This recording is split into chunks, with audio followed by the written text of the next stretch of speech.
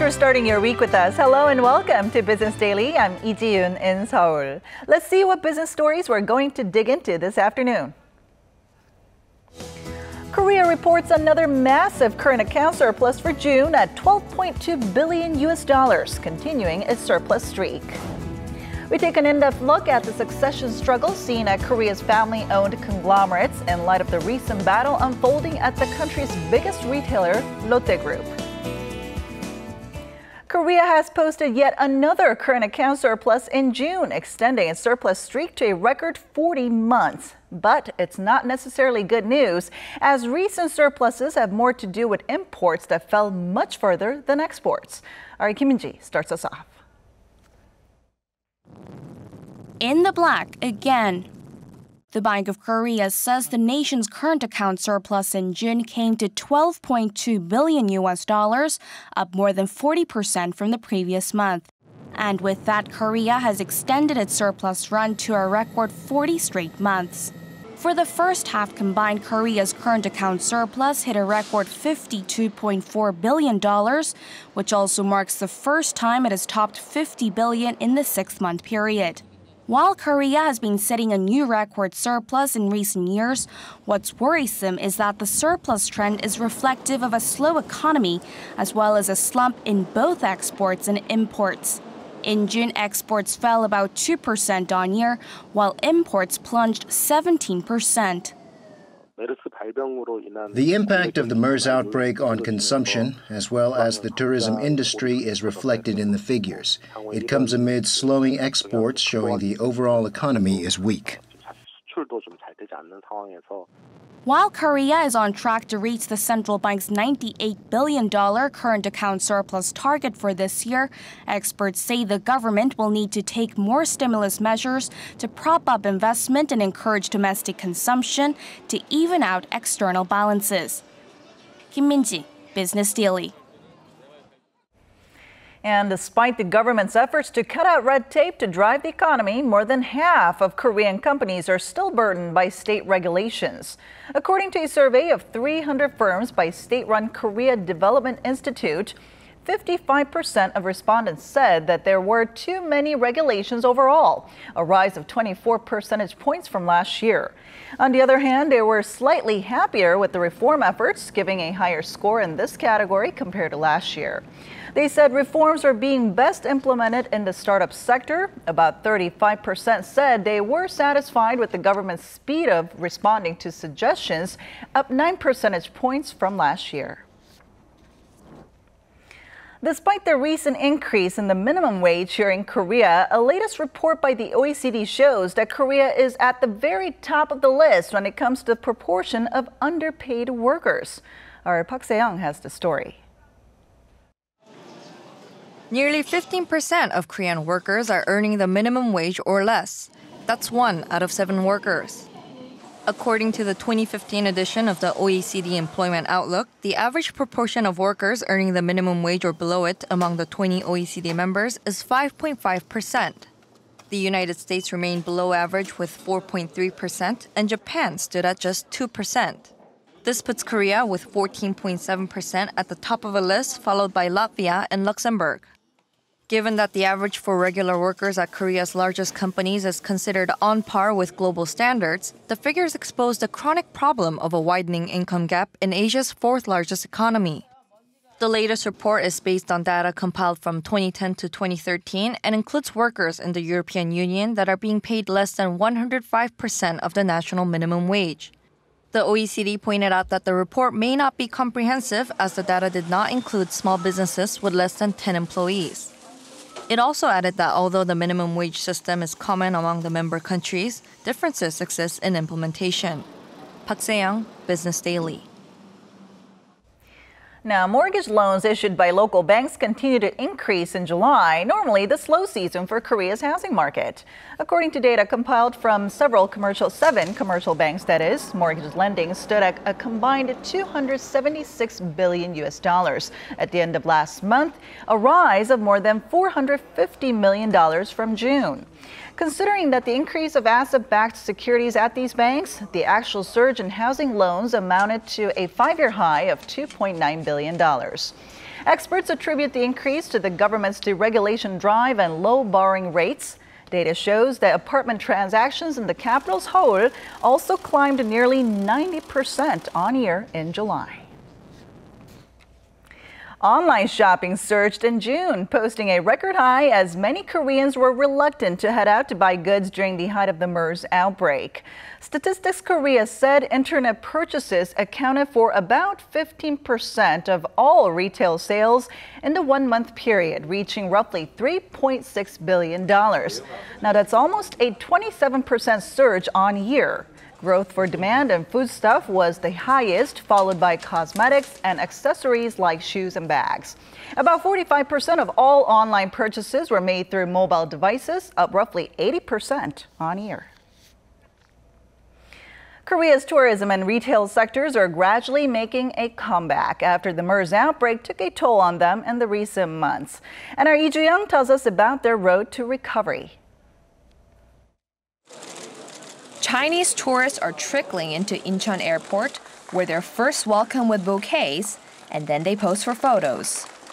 They're part of a tour group invited by Korea Tourism Organization as the country attempts to bring back visitors from the neighboring country after figures fell by a drastic 46% in June due to the MERS outbreak. Thanks to such efforts, around 3,000 Chinese employees from big businesses have started their tours last week, breathing new life into the tourism sector. Large group tours like this show the Chinese are more confident about the safety in Korea after the MERS outbreak. The number of flights are also being restored to normal, including the reopening of China-bound routes that were suspended. Consumer spending, which had been stagnant, has also bounced back. At one of Korea's largest retailers, Lotte department store, sales picked up in July after recording a minus 4.5% drop in June on year. The same trend can also be witnessed at Shinsegae department store. Sales that had dropped by double digits have risen almost 5% on year, thanks to events in July. We'll keep them going to maintain the recovery from MERS. The government also hopes to step up economic recovery by swiftly implementing a stimulus package worth about $19 billion to set the country's economy back on track. Lee Ju-young, Business Daily. A growing number of Korean investors are scrambling to stock up on gold as they seek high returns, with the price falling to rock bottom levels in 5 years. According to Korea Exchange, an average 9,900 grams worth of gold was traded per day last month, up 29% compared to the daily average in the first half of this year. This as the price of gold fell to roughly $35 per gram as of the end of July. The overall trade volume of the yellow metal has recorded the highest so far this year. And now let's check on how the markets fared here in Seoul today. Seoul shares ended lower on Monday as the country's sluggish exports and the slowing Chinese economy weighed down investor sentiment. At the closing bell, the benchmark Kospi was down 1.07%, finishing the day at 2008.49, while the tech-heavy Kosdaq also lost to 1.48% to end at 714.34. On the foreign exchange counter, the Korean currency gained ground against the greenback, ending at 1,165.9 won.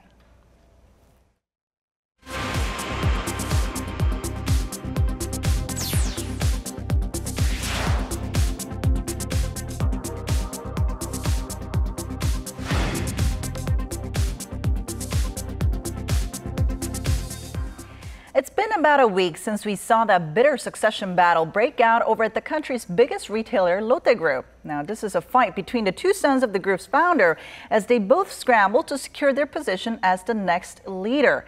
And it doesn't end there. The younger son demoted his father, igniting controversy. For more on this issue and the blood battle over succession seen in many Korean conglomerates, our Shin Se-min joins us in the studio today. Hello, Se-min. Hi, Tia. All right, so what do we have so far here? I mean, the story has been developing at a very rapid pace. You're right. Some even call it a modern monarchy. The Lotte Group's rival siblings eyeing the crown of Korea's fifth largest conglomerate is what's topping the headlines lately. Now, the two brothers both claim that they're the best fit and that they should become the ultimate owner of the group. Now, it's all left on the hands of the board members and shareholders as they will vote on the matter soon. With that, here's more. A typical family photo. What people didn't know back then was that the two brothers in this picture would get caught up in a power struggle 17 years later. Shin Dong-ju and the younger Shin Dong-bin are rushing to secure the upper hand in the second-generation ownership of Lotte that oversees annual revenue worth $68 billion. Since last week, the ousted and humiliated elder brother has appealed to his relatives, while the younger Shin, currently the group's sitting chairman, is persuading investors in Japan, asking them for the support. The history of the multi-billion-dollar conglomerate goes all the way back to 1948, when the founder Shin Kyuk-ho went to Japan and built up Lotte Confectionery from scratch. He then established companies in Seoul in 1967, after Korea and Japan normalized diplomatic relations, kickstarting bilateral business investments. The two sons equally inherited the firm's shares, with the elder heading the group in Japan and the younger son taking the reins of the Seoul-based group. But the Shin brothers, just a year apart, showed different styles in management, producing different results. Looking at the sales figures, Lotte Group affiliates in Korea reported combined revenues of $70 billion in 2013, while those in Japan posted barely over $4.8 billion. And the battle between the brothers doesn't end at being a family feud. Not only does the group make up a large section of Korea's retail industry, depending on whoever claims the next leadership, the company may head in a different direction. The business in Japan is more concentrated on confectionery, whereas Lotte Group based in Seoul is focused on shopping and leisure as seen with Lotte Hotel, Shopping, and Lotte World. So by nature, the two brothers have very different characters in business. If Dong-ju were to take the throne, it's more likely the group business will drift to Japan since he's more familiar there than here in Korea.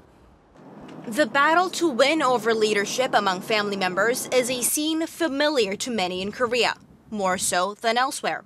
Family-run corporations like Hyundai, Samsung, Doosan, and even Kumho Asiana Group all went through succession struggles, all of which had not gone through a change in ownership since their founding. This tradition of passing down control within the owner family comes from the extreme will to share wealth and power within the founder's household. The CEO of a firm is not the owner of the company. It's the shareholders who own it.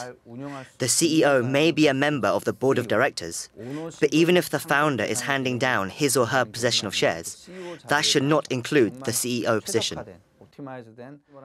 Experts add that limiting candidates for the new leadership to only the next generation of founding family members is a loss for the firm, because it automatically excludes any potential CEOs with greater management skills. They also say Korea's leading founder families should model after their foreign counterparts, like Ford in the US and Germany's Miele, to make sure they head towards a more fair succession in leadership. All right, so this issue of family-controlled chaebols or conglomerates is deeply rooted in Korea's business culture as well as, I guess, tradition and management. But then what other factors contribute to this problem? Well, Jiyoon, like many other factors, it all boils down to structural issues.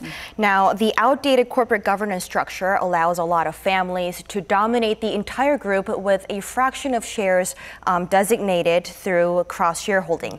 And the reason why we're seeing these types of issues more often is because the previous administrations have allowed such practices. But then why is this issue receiving so much more spotlight, considering that this is not really the first case that we've seen? Now, it's because the Lotte Group succession struggle is a great example that shows the nature of the succession and the leadership that as it transfers to onto a next generation. Now, the largest shareholding company of Lotte Holdings is greatly influenced by Gwangyun Corporation, the de-facto holding company of the entire group, which isn't listed on the stock market. So it's hard to distinguish the shareholders and the stockholders and to tell how much of that is owned by whom. So once again, through Lotte Group, the public is witnessing the lack of transparency seen through the transition of the leadership. All right, well, many are wondering, though, is this firm a Korean firm or a Japanese firm? Because they're both based in both countries. Well, although many Koreans are wondering the nationality of the company, what's important here is that you can't think of companies in terms of the nationality. The head of the group, Lotte Holdings, also the largest shareholding of the entire company, is based in Japan. And the majority of the body, with the Lotte Hotel and the other affiliates in Korea. So in other words, it's a giant conglomerate based in Japan created by an entrepreneur in Korean. All right, then what's left for the firm now? I mean, the shareholders vote will take place soon. And what do analysts think how do they think this matter will pan out eventually? Well, experts say that it's very tricky and very sensitive matter to even talk about how this will eventually pan out. But many say that it will likely turn out as it did with Hyundai Group by splitting into different units. All right, I guess more attention on that vote down the line. Thank you so much for coming in today, Taemin. My pleasure. And that wraps it up for this edition of Business Daily. Hope you have a great start to your week, and we'll be back tomorrow at the same time, same place. Thanks for watching, and see you soon.